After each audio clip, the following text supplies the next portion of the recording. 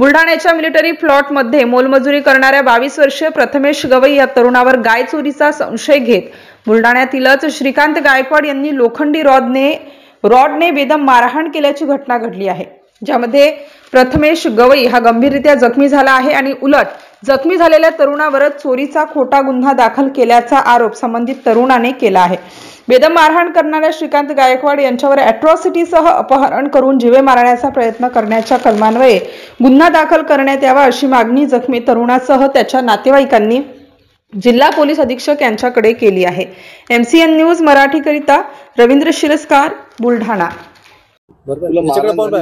काय नेमकी घटना घडली होती, कोणी मारहाण केली? बंटी यांनी मला गाडीवर बसून श्रीकांत गायकवाड यांच्या कोट्यावर नेलं व श्रीकांत गायकवाड यांनी मला खूप मारलं, पायपानी गिपानी मारहाण केली। कारण काय मारलं?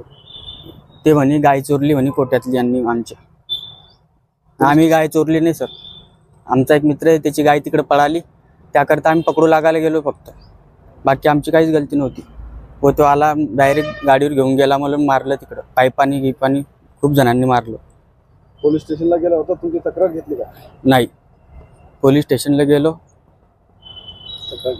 तक्रार घेतली नाही। काय नेमकी घटना घडली होती? तुम्ही आता पोलीस अधीक्षक कार्यालयात येऊन तक्रार दिली आहे। दिनांक 31 डिसेंबर रोजी दुपारच्या टायमामध्ये गाय पकडायची म्हणून प्रथमेश जाधव या युवकाला, मोलमजुरी करणाऱ्या युवकाला एका बंटी नामक विद्यार्थ्याने पकडून नेलं आणि तिथे जबरदस्ती मारहाण केली। वास्तविक पाहता बंटी जो आहे, त्या बंटी हा फक्त श्रीकांत जाधव याने, श्रीकांत गायकवाड यांनी त्याला पाठवलेलं होतं की बाबा तो CCTV मध्ये आलेला आहे आणि त्याला उचलून आणा।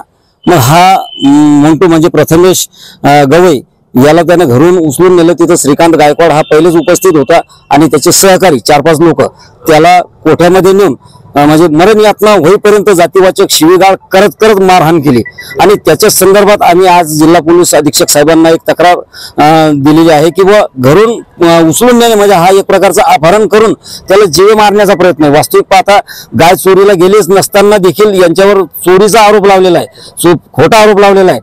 गायचा पंचनामा नाही किंवा गाय सापडलेली नाही, ज्याची ती गाय होती तो देखील शहर पोलीस स्टेशनला हजर झालेला होता आणि त्यांनी देखील त्या शहर पोलीस स्टेशनला सांगितलं की माझी गाय गेलेली होती त्या परिसरामध्ये आणि म्हणून मी माझ्या 2-4 मित्रांना ती गाय फक्त पकडण्यासाठी, मोकाट म्हणून त्याला गायला पकडण्यासाठी आम्ही तिथं आलो होतो आणि नेमकं ते CCTV फुटेजमध्ये हा आल्यामुळे यांच्यावर खोटा गुन्हाही दाखल करण्यात आला चोरीचा। कोणत्याही प्रकारची सखोल अशी चौकशी पोलीस प्रशासनाकडून झाली नाही आणि न होता या गोरगरीब विद्यार्थ्यांवर म्हणजे गुन्हे दाखल करायचे आणि जीव मारण्याचा प्रयत्न देखील करायचा, तर हे कुठेतरी थांबलं पाहिजेत। आणि आमची मागणी अशी असेल की घरून पळून नेणे म्हणजे घरून अपहरण करून नेणे आणि त्याला तिथे मरण यातना होईपर्यंत मारहाण करणे म्हणजे हा एक प्रकारे अपहरण करून जीव मारण्याचा प्रयत्न हा अनुसूचित जाती जमातीच्या माणसावर झालेला आहे। हा एकदम अतिशय गरीब आणि मोलमजुरी करणारा हा विद्यार्थी आहे आणि ते 2 जण भाड्याने त्या ठिकाणी राहतात। पोलीस स्टेशन मध्ये गेलो, ते म्हणे हे प्रकरण आपसात होते, आम्ही करून घेतो, परंतु गुन्हा हा 31 तारखेलाच तिथे नोंद झालेला होता आणि मग नोंद झाल्यानंतर मग तिथे काय आपसात होणार? तुम्ही पहिलेच म्हणजे कोणत्याच प्रकारची चौकशी म्हणजे जर एखादी वस्तू चोरीला गेलेली ती जर सापडली नाही किंवा चोरीला गेलीच नाही, जर जी वस्तू चोरीलाच गेली नाही तुम्ही त्याची नाही घेतली, आता या इथून SP साहेबांकडून आम्ही तिकडे चाललो सरळ आणि तिथे आम्ही तक्रार दाखल करणार आहोत।